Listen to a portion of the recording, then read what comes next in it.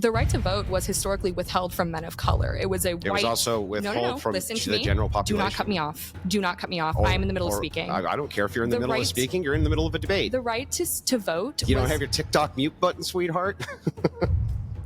I will not be speaking anymore until you have a conversation with him. Well, I did not go to school for 4 years and build a platform to be talked to like this. So I will be walking away from the microphone right now, and I would encourage you to get your guest under control. But you're fundamentally a dishonest person. Just kind of something that you don't want to disclose because it's a little embarrassing. We're not asking you. Quiet. Drink the coffee, it'll make you feel better. This chick might be suing the Whatever podcast. The story we're about to get into is very wild. On May 17th, 2025, the Whatever podcast, hosted by Brian Atlas, released this video titled, Debate Rage Quit, She's Suing? 150 IQ Ivy League feminist versus Andrew Wilson. All right, it's a lot of information, but it's going to make sense here in a little bit. Side note, I thought this would be a great topic for me to cover because, number one, I know Whatever podcast. I've seen him, but I don't follow him frequently enough to actually have known exactly what happened here. So I'm sort of coming less biased than people probably assume that I am. And two, a lot of my subscribers, since reacting to a few Andrew Wilson videos, have told me to check out more of his videos. I figured this was a great opportunity to do that. So far, I haven't found anything that I really disagree with very strongly. And if I do, I'll point it out because there is no one man or woman that I agree with 100%. Anyway, so the Whatever podcast released this video. It was a debate. Andrew Wilson versus this chick right here that we're about to check out here in a little bit. The 150 IQ Ivy League feminist debater who also identifies as queer, leftist, feminist, and teaches anti-racism appeared on the podcast to debate Andrew Wilson. And about 1 month after appearing on their podcast, she released this video only a few days ago and made some pretty serious claims about how she was treated on that podcast. Hi, my name is Kylie, and I've been harassed by men so severely online that I'm thinking about giving up. Misogyny has always been really bad as a feminist content creator, but especially because I talk about intersectionality, which means I'm often talking about the systems that uphold white supremacy and racism in the US, which pisses off a number of uber racist white supremacists. About 6 weeks ago, I was misled by some men, and they ended up having me on a podcast that turned out to be Red Pill. I don't want to go into the details of it because it was honestly like the most traumatic experience of my life and really horrible, and I am scared of these people, so I would prefer to not go into more detail. But then became a meme known as Out Kylie, which, here's a photo, but they sent their hundreds of followers onto me to leave hate comments and spam report my account until it was removed on Instagram. For child, they do the same thing so that my content has been censored, is not appearing on people's For You pages. I've become a target for them, for incels and red pill people. So if you see this, if you could just let me know, because I'm like really close to giving up and I've been doing this for 2 years. This has been my dream, and it's just like... All right, there you guys heard it for yourself. You heard the claims that she's making against the Whatever podcast and the debate that she was involved in. There were a few captions there that I want to make sure we read, like this one that says, "I can't escape them. These people are racist Klan members who think I'm a race traitor and violent misogynist."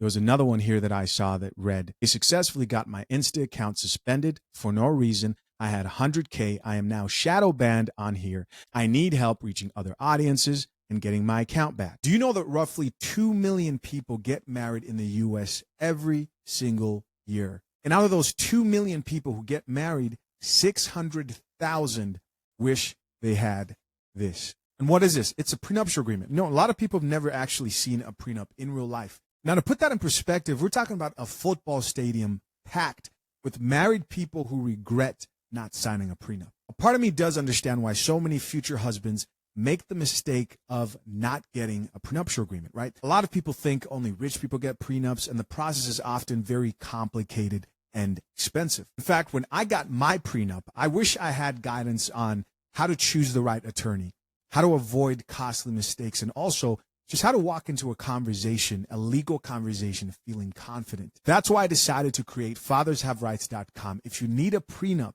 but don't know where to start, our step-by-step guide can help. Get the questions every future husband asks answered by expert attorney James Sexton and the lead attorney before you sign your prenup. At fathershaverights.com, we've simplified the entire process for just the cost of a couple of coffee dates. No need to just take my word for it. You can check out hundreds of reviews of husbands who've prepared for their prenups the right way. Don't wait. Timing is everything when it comes to prenups. Hit the link pinned to the top of the comment section and access your prenup guide today, and you get 25% off. All right, guys, that's it. Let's get back into the video. All right, so those were the captions. But what did she claim in the video? Well, she claimed about 4 things. One is that she claimed she was misled by some men. Sounds like she was lured into a debate, and they ended up having her on a podcast that turned out to be a red pill platform.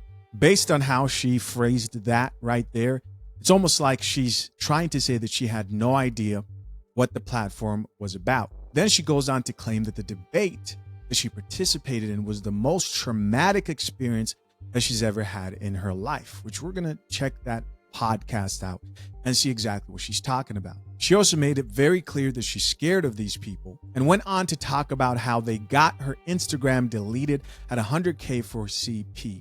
Now, I can't go into detail about that, but truth is, I've seen this happening with other people's accounts. I don't think it's unique to the situation. You can go do the research for yourself on YouTube. People have actually been talking about this all over. But that's not all. She also released a second video of claims. Let's check it out. Hi, my name is Kylie, and this is part 2 of my story of being harassed by incels. It has ruined my mental health so severely that I actually ended up getting Bell's palsy. I will not be naming names specifically because, again, I am scared of these people, but you can do your research. I was misled by these people and told that I would be reimbursed for traveling out to California from Chicago. I was not, and I have yet to receive any money. I am out $1,000 from my appearance on this podcast, and still every day I am harassed by their fans online, telling me that I got owned, when in reality I was disrespected blatantly to my face and made to feel unsafe. These people were talking about harming women. They were drinking alcohol on set and making me feel generally very uncomfortable and unsafe, as well as prolonging my duress by holding money and financial gain over my head, because they kept trying to prolong my stay longer and longer under the conditions in the contract that they wouldn't pay me unless I stayed till the end. On the live stream, people would send in money and be like $10 to put a sock in her mouth, slap the $20, and a bunch of other things. I was obviously scared that they would take the money and harm me. And at the end, they didn't pay me a single cent. That's the second video. So in addition to the claims she made in the last video, she added a few more in this one. She claimed that she lost $1,000 from her appearance on the podcast and debate. And to me, it sounds like she's saying they owe me some bread. Right? Claiming that she's experiencing online harassment based on the meme. She discussed being made to feel unsafe while she was on the podcast and was afraid that they would take money from the super chats, is what I'm assuming she's talking about, and actually put hands on her. She also goes on to claim that the podcast staff held money over her head, using it to prolong her stay under the condition that she would not be paid unless she stayed until the very end. Sounds like she signed a contract. What do you think? And then she talks about drinking on the set, so on. But I have questions. Because when you hear her talk, she almost sounds like somebody kidnapped her, took her to a podcast, made sure that she wouldn't leave until the podcast was over. Like she was being held for ransom. The good thing, though, is that I did hear her say, hey, I'm afraid of these people. If you want to go do the research, you can go do the research yourself. I thought that's great. She's open to other people doing research themselves. And if that's true, I think that's really great, because that's exactly what we're going to do. Then came the most unbelievable video and phrase I think I've heard in a while. She was responding to someone's comment, and this person who commented said, it's like digital essay. I thought, digital essay? Wow, you could get essayed digitally. I've personally never heard of that, but there's a first time for everything.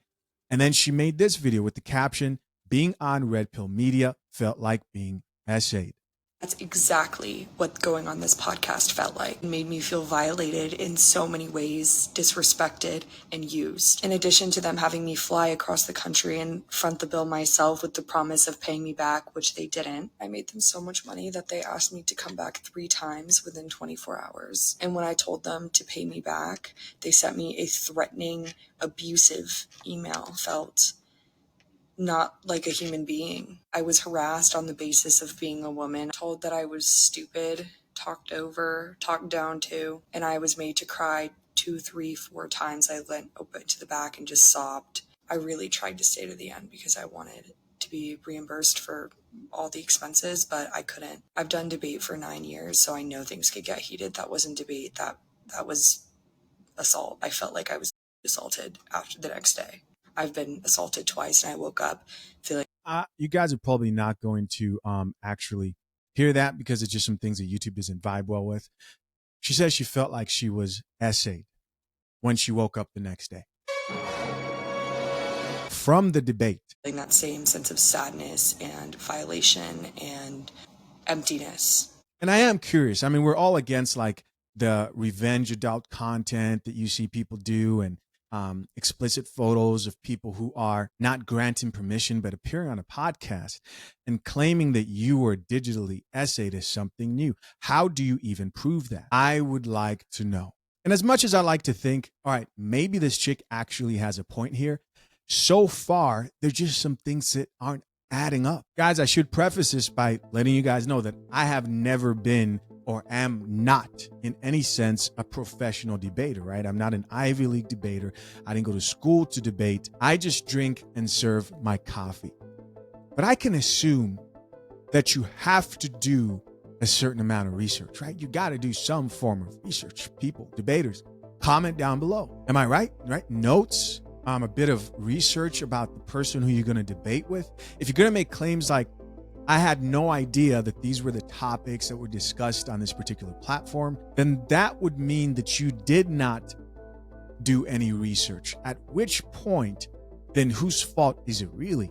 You guys follow me? Keep in mind that this chick, the feminist Ivy League debater who goes by the name Kylie, knew that she would be debating Andrew Wilson. And just to make sure I wasn't being unreasonable, I actually just went on YouTube and just did a simple search. Andrew Wilson. I pressed enter and I thought, maybe the search results aren't too clear about his stance or debating style or topics, so on and so forth. And this was literally one of the first few videos that popped up in the results. Check it out. As you see me bitch slapping you right here on national airwaves. The only thing you can bitch slap. What part of that seems like cozying up? What's the part of that seems like cozying up to the right? The title of this video is Andrew Wilson humiliates woke Cenk Uygur into rage meltdown on live TV. Now, we can see this is Piers Morgan, and we already know how debates usually go on that platform. I think you're an idiot. I think you love that coup on January 6th. I think you hate our democracy. I think you hate our Constitution. So what part of that is cozying up to the right wing? Andrew Wilson went on Piers Morgan Uncensored and took on this woke idiot Cenk Uygur in a very heated and personal debate, as normally happens whenever these two meet. And this is a good one, man. This is a really good one. This is one that got really heated. It got really personal, and Andrew Wilson absolutely wiped the floor with Cenk Uygur for just absolutely ridiculous talking points that he's bringing to the table here. Let's get into this clip here where Andrew Wilson absolutely annihilates this woke idiot Cenk Uygur here live on Piers Morgan. Listen, I saw Piers Morgan. I said, okay, this is going to be intense, but I wasn't ready for this. I wasn't ready for this. Put that coffee down. But this was one of the first videos when you search Andrew Wilson. And yes, he did win this debate. Triggered the guy so bad right there, so much so that the man started resorting to personal attacks. I mean, the only person who was having a good time on this podcast was Piers Morgan, who obviously gets some sick hard on from watching people lose their shit on his platform. So my main point here is there's no way that this chick had absolutely no idea what to expect on the whatever podcast or the debate that she was getting involved in. At the least, she went on the channel, right? We can at least say she went on the channel. And if she did go on the channel, she would have gone to their videos right here, gone to lives, because I think they only do lives. And you can look at oldest, video by oldest, and you can see they've been doing this for the past 3 years. So to sit there and be like, I had no idea and was misled into getting involved in a debate that I had absolutely no clue about the subject matter and content just seems like a big fat lie. Drink the coffee. Drink the coffee, it'll make you feel better. Listen, we're going to check out the actual podcast, see exactly what happened and what she's so upset about. But I want to say one more thing, because people ask, well, why be so hostile on the podcast? Well, I think this is a result of people being suppressed for so long when it comes to their speech, when it comes to their opinions. people being censored for so long that this has now become something that people want because they've craved honesty for so long that when it finally came, they were like, shit, just speak your mind. And we will go wherever people are willing to speak their mind. Actually, controversial opinion here. Some people may disagree. That's open discussion. Let me know what you guys think. Controversial opinion. But I actually think this all began with one person, Kevin Samuels. I think he was the first person to take the conversation of just being able to have difficult conversations with guests and to go mainstream was Kevin.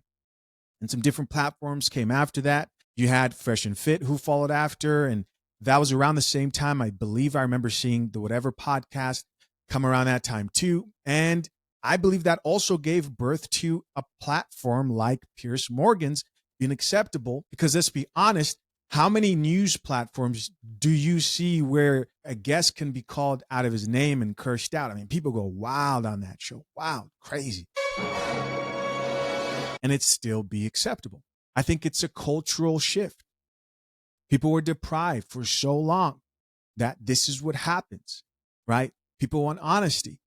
If you ever wondered why certain mainstream public figures, when they try to create a platform or try to get into podcasting, why it doesn't work out? It's because they lack, number one, the authenticity. And even if they were trying to be real, do you mean what you're saying? Do you actually stand on and believe what you're actually saying? You can't fool people anymore. They've seen fake for so long that they appreciate real. And sometimes real enough that it gets a little bit ugly. I mean, you know, Piers Morgan's platform is actually called Piers Morgan Uncensored. And guys, hear me out. The most shocking part about this whole story is I almost didn't make this video. I almost thought to myself, nah, I'm good. And then I remembered something, that I've actually covered this chick before on my channel. Whoa. Some of you guys may remember this. Do you guys remember this video?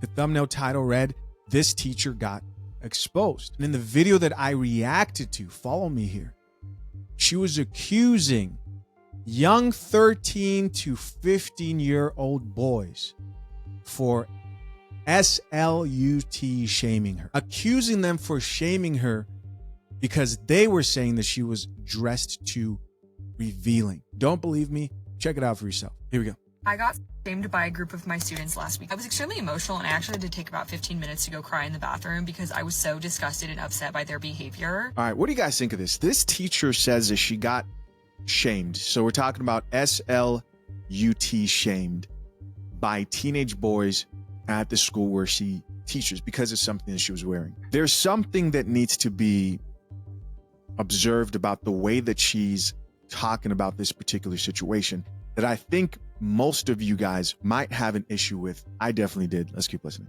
They're probably between ages 13 and 15. They're freshmen. And this girl comes up to me and she goes, "Hey, just so you know, they're saying that your outfit is not appropriate and talking about your..."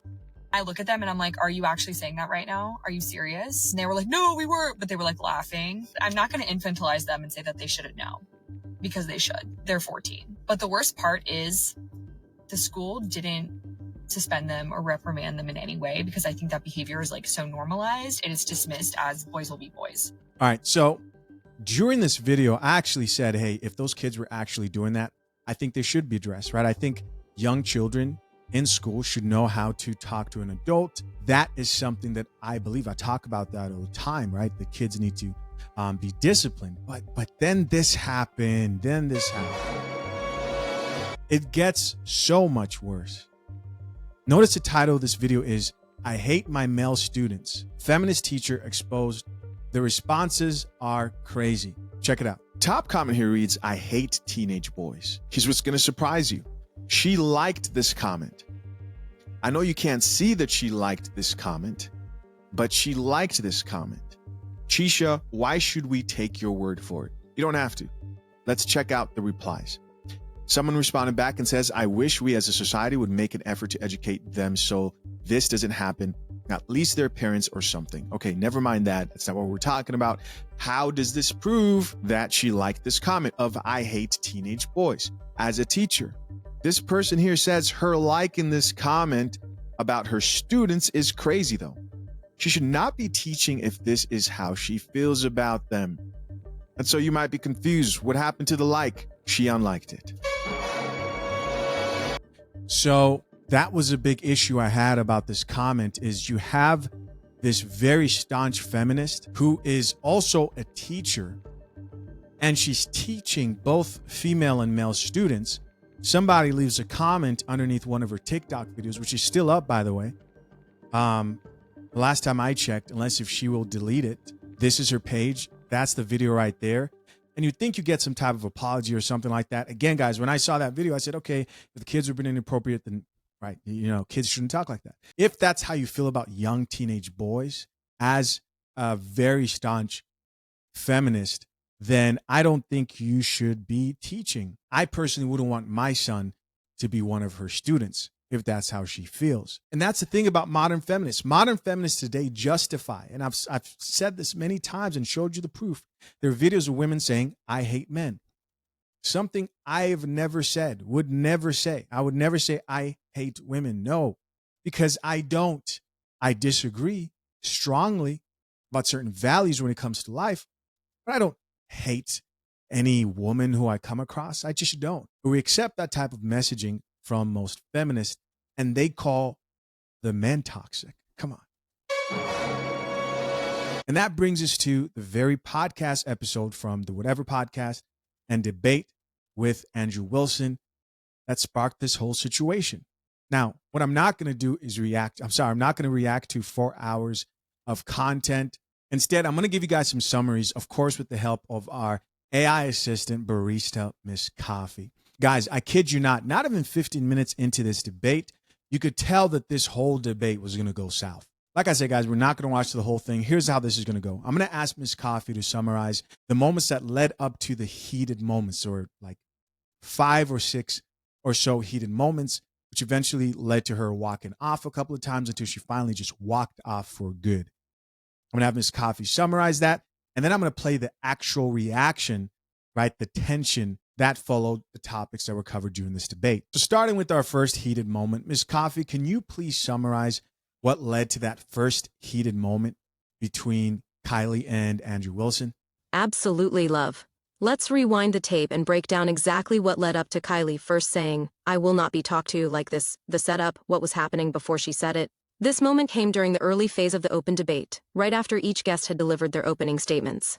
Kylie gave a passionate intro about feminism, gender equality, and global statistics on violence against women.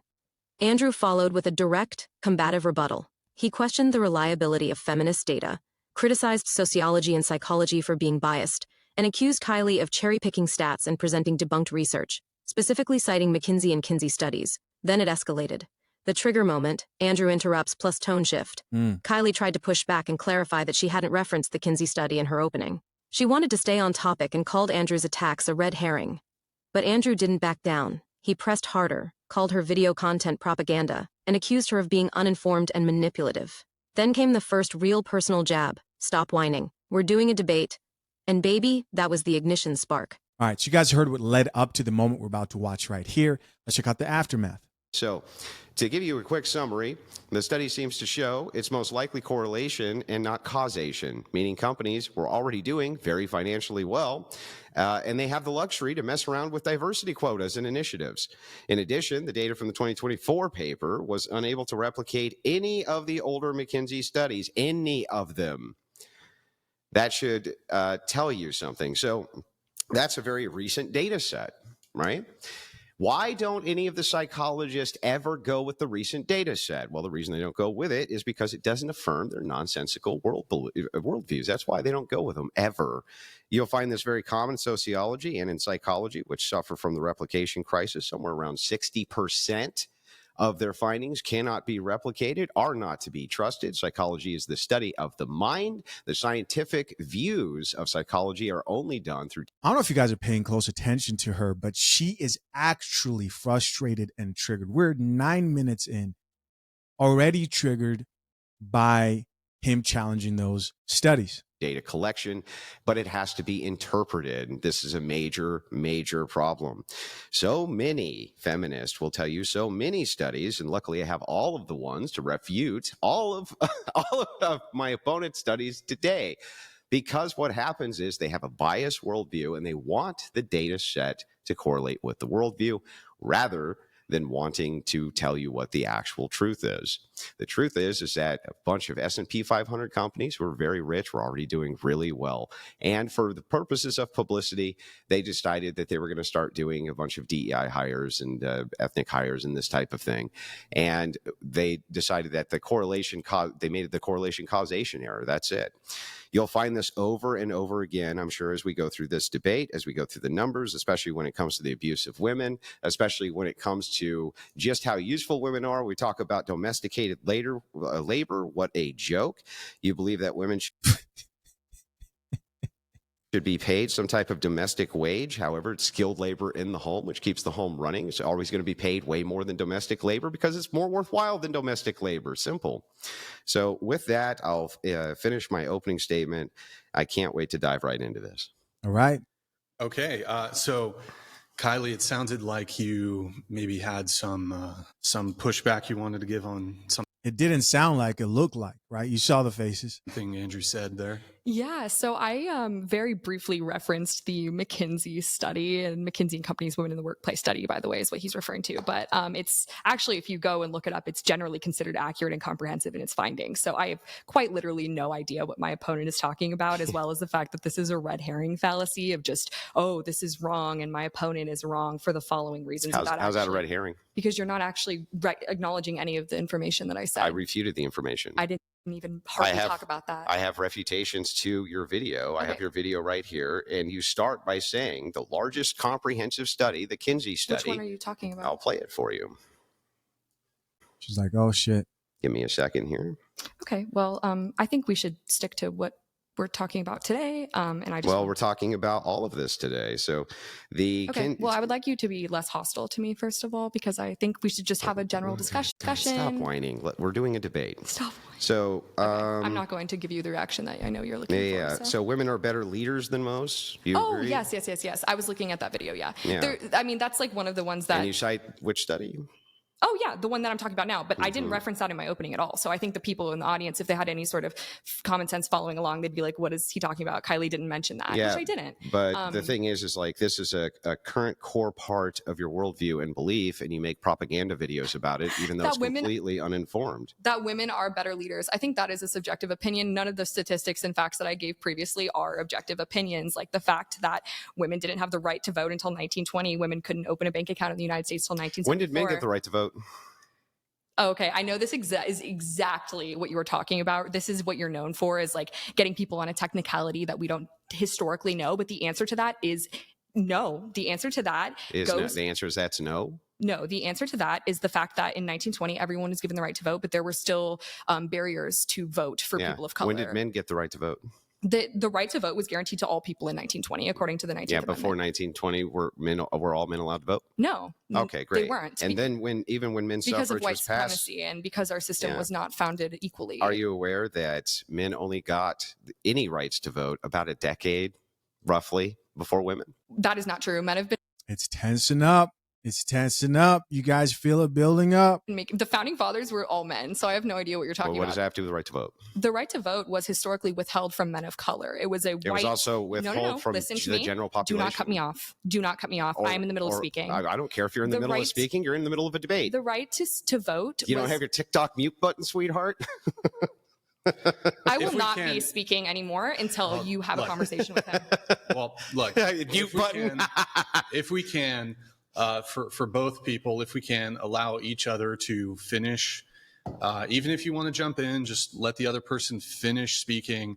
If somebody's going on a monologue and they're filibustering, I'll try to get them to wrap up, but just if they're making a point, just try to let them finish. No, I did not go to school for 4 years and build a platform to be talked to like this. So I will be walking away from the microphone right now, and I would encourage you to get your guest under control. I'm going to take 2 minutes so you can ask him questions if you'd like, and I will be right back. I just won't be back. And I don't give a shit. What do I care? I'm here to have a debate, not listen to your whining. Do you want to have a debate or not?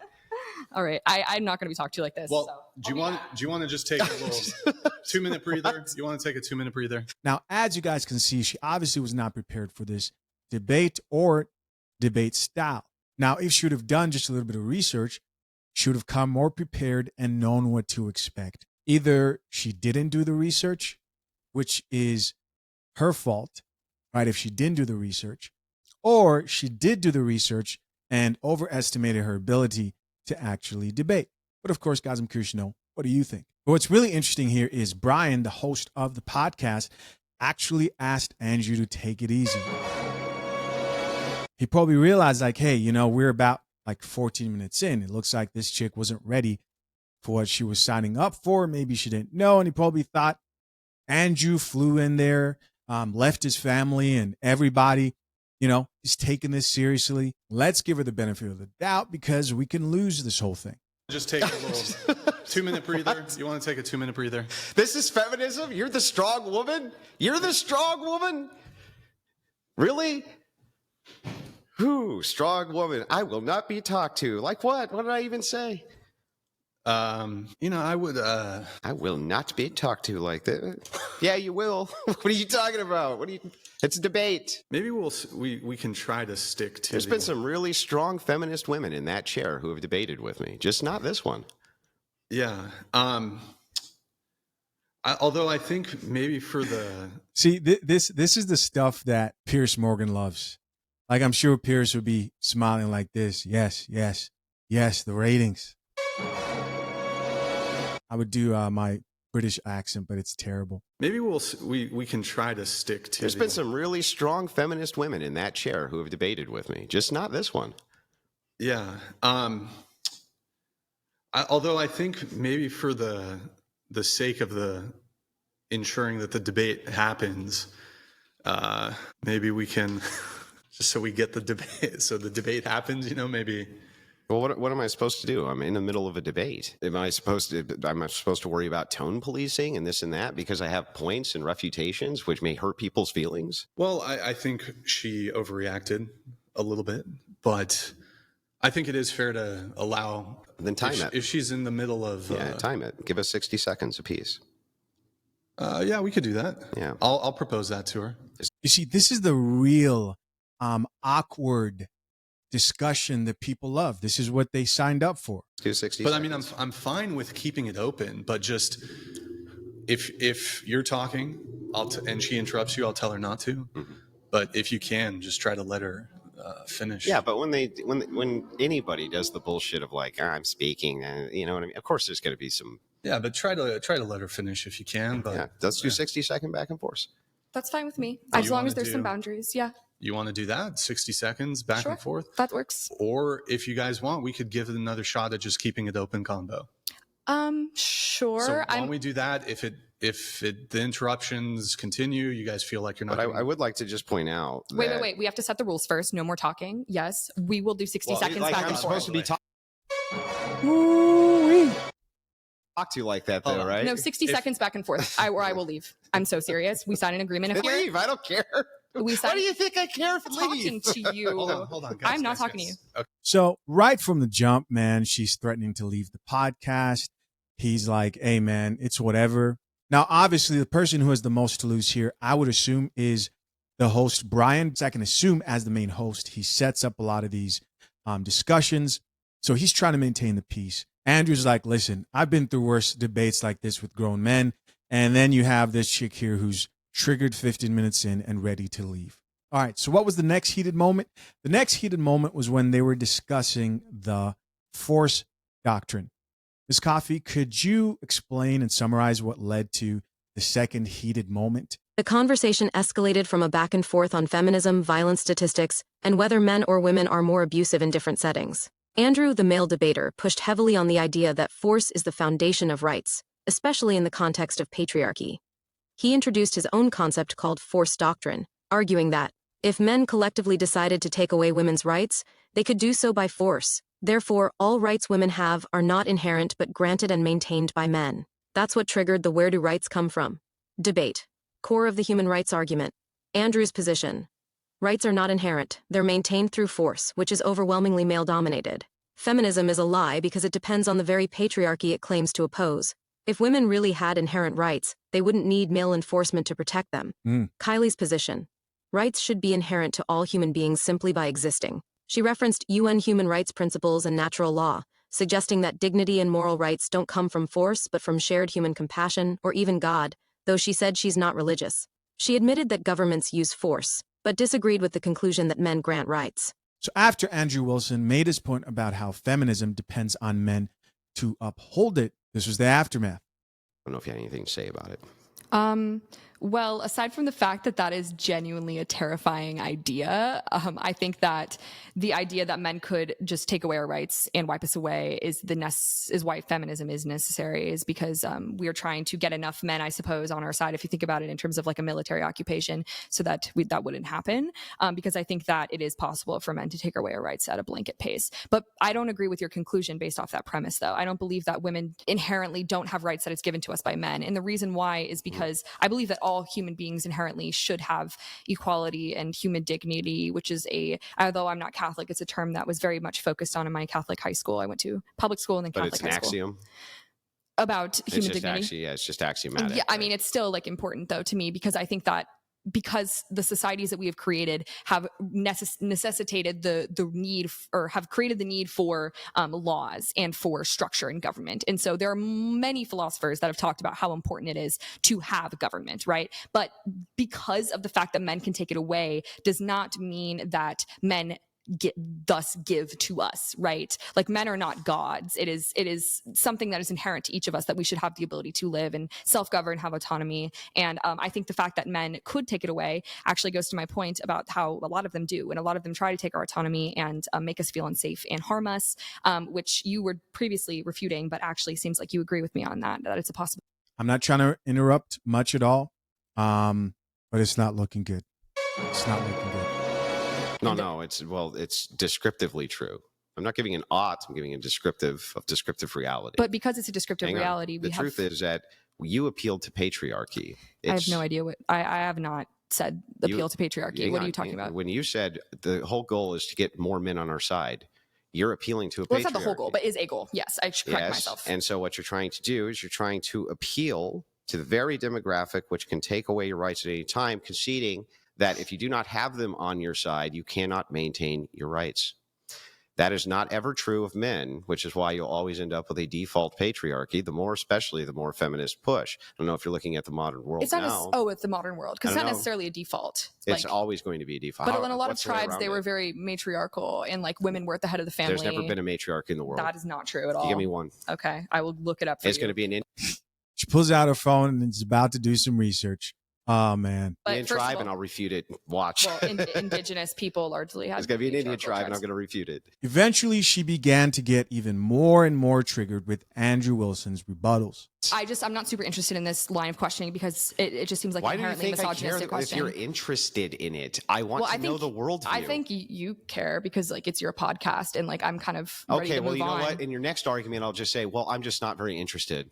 Okay. Like, then I'll just talk about my point. What does that do? Well, you're not really letting me talk, or like, I'm just asking you basic questions. You refuse to answer them. As you can see, she was starting to shut down. That's it. I just wish you would actually answer the questions, and then we could get somewhere, but you just refuse to. I'm like, okay, so what does that mean? And you're like, well, I just explained it, when you didn't actually explain anything.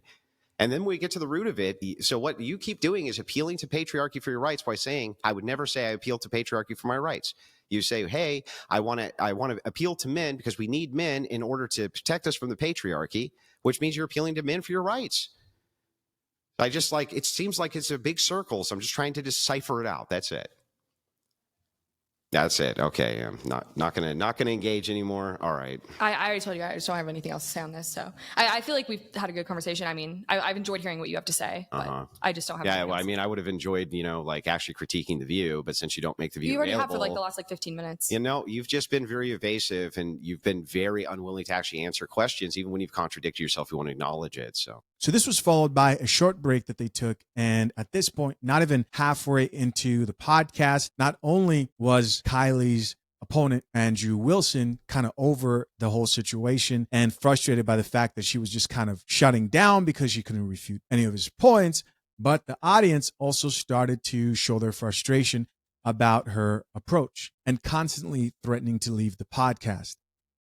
I saw this. That's funny. Why would anyone care if you leave? Who are you? You're supposed to be defending your worldview. W. Andrew from Cole. Thank you, Cole, for the super chat. Do you want to respond to this, or? Oh, sure. Yeah. My name's Kylie Brewer. I'm sort of like an up and coming like activist type person. I feel like I have my goal here was to educate just about feminism generally. So I'm sorry if that hasn't like held up to your standards. But yeah, if I do leave, I think the debate would end. So I think that might be why people would care. But anyways, thank you for your comment. We have Chaotic Fuzz. Why are you letting her hold the debate hostage? She's being a child saying, if I don't get my way, I'll leave. It's disrespectful to the platform and listeners. I think it's disrespectful to be talked down to the way I am. So that is why it's not just about like leaving and holding the platform hostage. It is rather a fact of protecting my integrity, and I will never let myself be in a place where I feel unsafe or like I'm being belittled. So if that does happen and continues to happen, I will leave. And it's not a reflection of, the platform or anything. It's just like for me as well. And so there you go. You guys heard it for yourself. If she feels like her emotions and her feelings are getting hurt, or someone's attacking her views and their tone is off, then she can't be there, right? She will leave. Also known as rage quitting, which makes the title make more sense. So now we're getting to the first time she actually walks away from this debate. So now we're getting to the first time she actually walked away from the whole debate while they were discussing which was worse, misogyny or misandry. Let's check it out. Is misogyny worse than misandry? Yeah, I would say so. And the reason why is because misogyny is built into laws and policies as well, versus misandry is just like a lot of the time is rooted in genuine fear. It doesn't make it okay, but I think like it's better to, see people as they are. But I think misogyny is, again, more of like a deeply systemic issue, and a lot of violence, gender-based violence, is rooted in misogyny, which cannot necessarily be said for the other way around. Obviously, there's always exceptions to everything. Got it. And then so, Andrew, there was can women be sexist towards men? Can minorities be racist towards white people? So I categorically reject these definitions. These are what are called institutional definitions. What they are is they're definitions in order to reinforce a worldview rather than actually give descriptions for what is reality. So if we're talking about race, for instance, right, and racism, if you're talking about what are perceived racial groups, why couldn't minorities be racist towards the majority?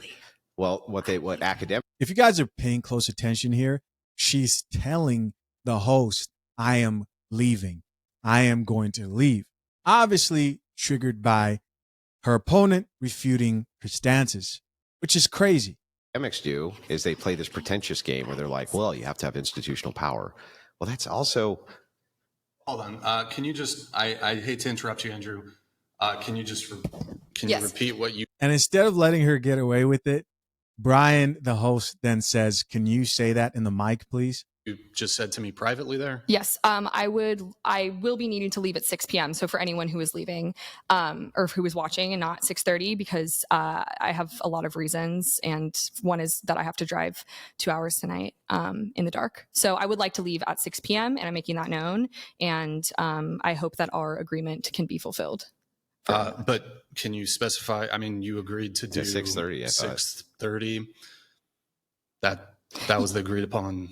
Right. Yeah. I mean, again, asking me to continue to explain myself is a little bit tiring, but there's a lot of reasons. I mean, I have some health issues. I just sitting here for this prolonged period. I was not told, by the way, that this was going to be 3 hours. I thought it was going to be an hour max. So I agreed. We didn't we didn't specify that it was going to be an hour max. So why would you assume? I actually was very poor communication on your end. But anyways, I'm telling you. Notice how there's an excuse after an excuse after an excuse, and every excuse is worse than the one before. And finally, it's like, my health is being compromised by being here.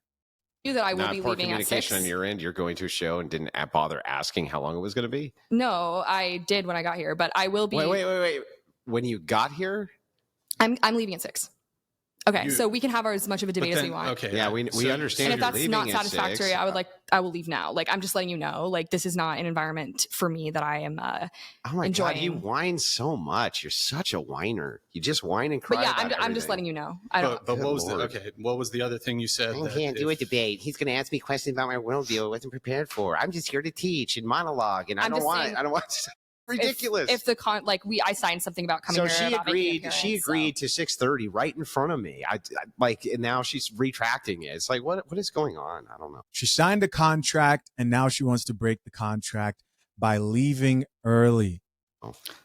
And mind you, Andrew has just already done 2 debates. He did one on Friday and flew Thursday. in also for my opponent. And very kind to me. You're welcome. Kind. Thank you.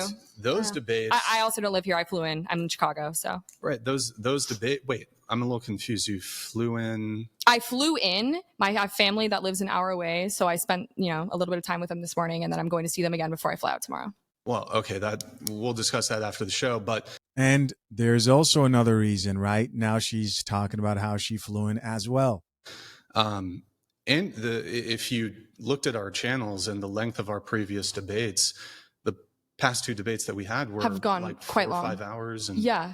So I mean, again, I have health problems. Yeah, but why? I'm sorry, guys, I have to do this, but right there, she admits that she has seen other debates. And so the whole claim of her kind of being misled about what to expect during the debates is false, right? Comment down below. What do you think? I mean, are you serious? Like, are you serious? I'm fucking serious. Why would you have a different assumption? Why? How would we know that? I'm telling you now. Of course, but don't you think that if you saw the last 2 episodes, they went 5 hours, why would you presume that yours was going to go less and that we would know you had health issues? Because I'm telling you I have But when you get to the show? Oh my God. Wow. Unreal. This is this is a disclosure now, but look, so we're going to continue the conversation, but there was one other thing you said to me there in private. You're fundamentally a dishonest person. Like, fundamentally dishonest. There's no reason for you to hold that presumption at all. On top of there being no reason for you to hold that presumption whatsoever, you get to the studio, then say you have health issues. It's like, yeah, it seems fundamentally dishonest. Right. I mean, that's just kind of something that you don't want to disclose because it's a little embarrassing. We're not asking you. Why? Look. Listen, I knew this was coming. I knew the tears were coming, man.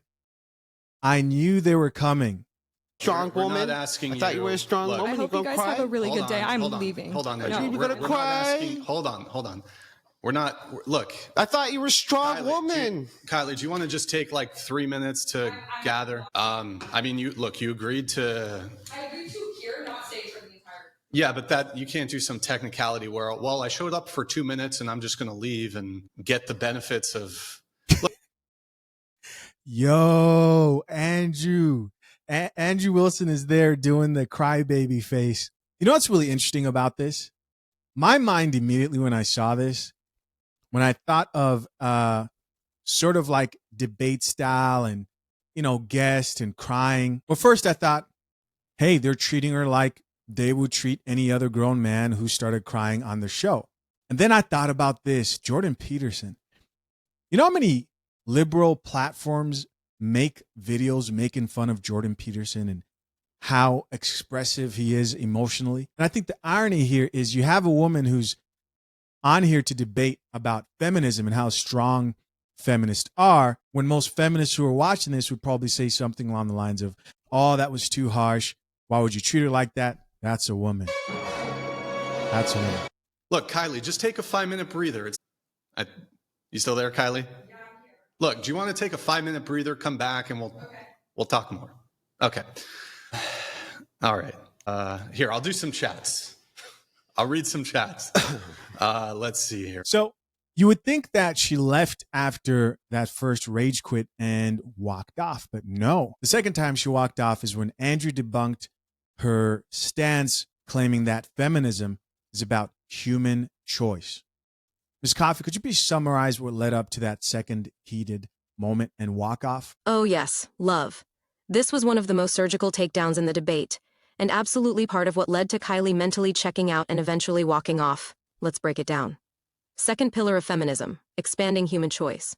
Kylie defined the second pillar of feminism as expanding human choice, especially around agency, autonomy, and opportunities for all genders, without infringing on others' rights.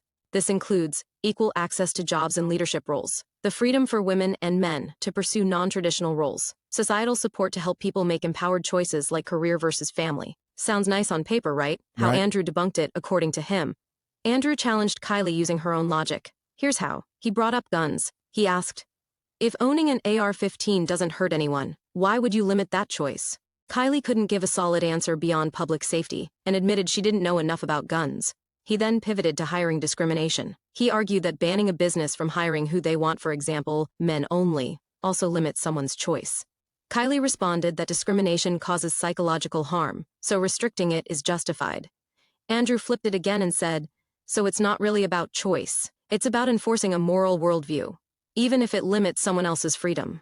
Then he said this, so the second pillar of feminism isn't really about choice, it's about pushing an agenda. Boom. Why this shook Kylie, she admitted, I suppose if you want to make the argument you're making, then no, it's not really about choice. That was a full concession, whether she meant to give one or not. And this was the aftermath following that discussion. Like the argument you're making, then no. Then it's not really about choice. Okay, so the second pillar of feminism is not You true. just debunked it like so fast, just like that. It's pretty So false. easy Yeah, it's for pretty you. false. You just said it's not really about choice. It's Sure. really about an agenda, right? What was the third pillar of feminism? Well, I think we're getting close to the end. Is this what we want to talk about for the last, few minutes? Well, we have another 30 minutes. Sure. It's 5:59 right now. We have. All right. Well, I might just have to take another break because I'm not feeling so hot. Is that all right? But I'll tell you what I would like to talk about next, though. Well, one thing here, I think it would be fair. I just told you I have medical issues, though. Like, I genuinely need to take a break. Hold on. I'm fine with you taking the breaks. Okay. But given the frequency and the duration of said breaks, I think it's reasonable to ask for an additional 10, 15 minutes to make up for the breaks that have occurred thus far. Sure. I will give you 10 minutes more. So we can go till 6:40. But That's other than fine that, I that's fine truly with me. cannot stay longer. Like, I have problems. Isn't it odd that every time Andrew debunks a point, I'm just looking at his face, right? Every time Andrew debunks a point, she has to go. Like, I have medical look, do problems. you want to go ahead and take the break and we'll let some Yeah. chats come through? Okay.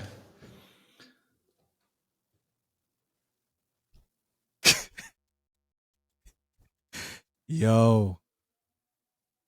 You're like, what the hell? All right. Here's what we're going to do, guys. Since we are getting close to the end of the show, make sure you get your messages in now. There's quite a few. Andrew, if you can just stay for just a sec. I'm staying. There's quite a few. We'll try to get them all in. We'll do a bit more. So streamlabs.com/whatever.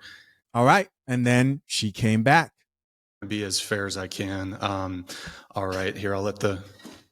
I've actually had someone offer to pay me because I'm assuming if I leave early, you won't pay me. But I've had someone in my comments offer to pay me the amount that I was paid to be here. So I'm going to go because I have medical problems. I'm not feeling good. What if somebody in our chat offers to pay you more?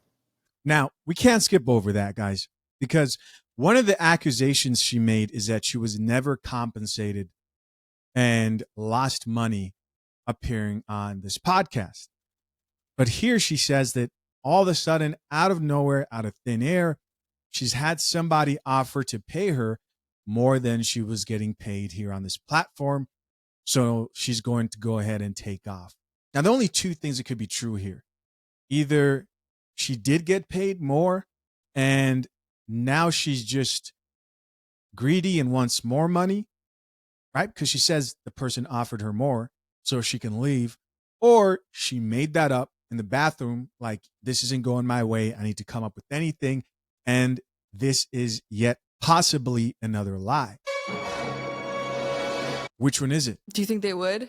Yeah. Well, they would pay me and then. Yes, if someone offered, I would stay and I would cry on camera. But I don't know if they will. This is why we have the wage gap. Sure. This is literally why we have the wage gap, ladies and gentlemen. But I highly doubt that someone will offer that. That's a pretty good point. He's saying women will cry and work, and they're not willing to power through those tears. They're not willing to work as hard as men. And that contributes to the wage gap, roughly translated, of course. But isn't it kind of odd that now that they've like brought up the money just a little bit higher, she's like, oh, okay, I'll stay. How much are you willing to pay? I wonder, so they're offering you... They're offering me 50. So if you stay for another 2 hours, what would that cost? Oh my God. Like $500? No. My God. More. On top. Like probably double. 500, so 1,000. The original. Okay, double the original. So I think we would need, in order, would you actually, if it was doubled, if it was actually doubled, I would stay, because again, I do have a problem. Like, so I could probably stay a little longer. 2 hours. I would just have to 2 take hours breaks. Beyond. So we're talking 8:30. Sure. Then I would need like triple, because I like Troy. Triple. You're a tough negotiator, Kylie. You're a tough negotiator. I like this girl over here, tough negotiator. I genuinely do have issues though. Like I'm not. That's not a lie. So. She keeps on bringing the issues every time they don't meet the terms and conditions. Don't forget, I got these issues, but it's like you're willing to stay for the money. I mean, let's go back to the original accusations. Who's forcing her to sit there? And is she responsible for her own decisions? Can she somehow be held hostage on camera, on a live show? Someone, please. I just don't like to talk about it. But I have a hard time. Yeah. Like I could like. And what is the issue anyway? I don't really like to talk about it, but I've had like concussions and stuff like that. So concussions? It's like a brain, like TBI. Yeah. I mean, traumatic brain injury. Yeah, it was a traumatic. It's like I get like really bad headaches and like. Do you want? We have like difficulty breathing, Tylenol or ibuprofen. We could give you. But I don't really want to go too much into it. Okay. But I have had someone offer me, but I just don't think this is a good environment. So I think I'll just take the offer that the person has given me of the original amount, and I'm just gonna head out. I think so. Yeah, I just I think my health is more important than whatever you've offered me, which is not much. So. I mean, I don't think it's fair. You know, we've been very generous here at the Whatever podcast. I don't know if that's a fair categorization. So you said the double. So if somebody does essentially, somebody want to send in like an Ethereum. And again, like this isn't really my network, so I don't think anyone's going to offer it. So, but I guess, you know, nothing is impossible. Are there any takers in the chat who want to see this? So you guys are probably wondering, did she actually end up getting any money from the audience? No, eventually she just actually left. Are women as a group oppressed in the USA? Your answer? I think it's possible, but I really need to leave. May I just at least, can you stay for Andrew's close? No, I don't. Look, we're not kidnapping you. I'm just asking if you can at least stay. Okay, you have to clarify you're not kidding. Yeah. Well, yeah. But you said you could stay 5 minutes. Come on. Notice how he said, we're not kidnapping you. And then she says, oh, you have to clarify that you're not kidnapping me. So she was already thinking like, I'm being kidnapped right now. But how? How is a strong, powerful, independent woman who has autonomy to walk away from the situation being kidnapped? I'm leaving. I mean, what? No, I'm going. But I hope you guys have a good day. Thank you. Are you oppressed? Do you want to just answer that? You don't need to say into the mic. Just yell it out, maybe. All right, guys. That's it. And of course, I'm curious to know what you guys think. My final words. This chick oddly reminds me of another TikToker who is most famously known as the Black Female Therapist. Same type of disposition, highly emotional, volatile, constant victimhood. And I'll give you guys a little bit of a peek into the background of being a content creator, so you guys kind of understand that there's a lot of these people. There are a lot of content creators, and especially chicks, who get online but can't handle the pressure. And many of them claim to be strong feminists. Those guys who don't know her actual story or may not remember it, she originally went viral because she was talking about how black men need therapy, and she started exposing the black male so she was working with, like that, like some of the stuff they were going through. Long story short, people in her practice got complaints and saw that as unethical, and she lost her job. Now, she was doing this on a platform, and she was not timid, right? She was in your face, calling black men out, and as soon as she lost everything, she started crying. And it only went downhill from there. The last video I actually remember covering on this chick is she was doing OnlyFans to survive. Now, she could have gotten a job doing anything else, but she kind of blamed everyone else for that too. Like, look what I've resorted to. It's everybody's fault but mine. And again, there are a lot of these chicks who are online who get out. I'll tell you guys a personal story. I'll report on topics. This doesn't happen often. In fact, this has only happened, I think, like twice. There was a woman who got online and was talking about how ugly men are. She went on this huge, long rant about how there are no attractive men and men are so ugly. All I did was react to it and be like, you know, you're out here calling men ugly. How would you feel if men called you ugly on a public platform? And as soon as she saw that video, she sent me a message and it was all, oh, this is too much for me. I can't take it. I deleted the video. I did. Doesn't always happen that way, but I deleted that video. But you got to think about that, right? This is someone who had no problem saying that on a platform to millions of people, but didn't have the emotional capability to actually take what she usually dishes out to others. My advice to this chick is I think she needs help. This whole approach of playing victim and blaming everyone else is not going to end well because she doesn't seem like she has the emotional capability to actually handle the attention that she gets on her platform. And she's trying to do exactly that, like garner attention. And people are going to now give their opinion about her stance.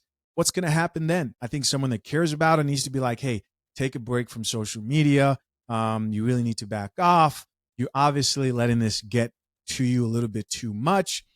Or she may end up on OnlyFans like the last chick. It's not what I wish.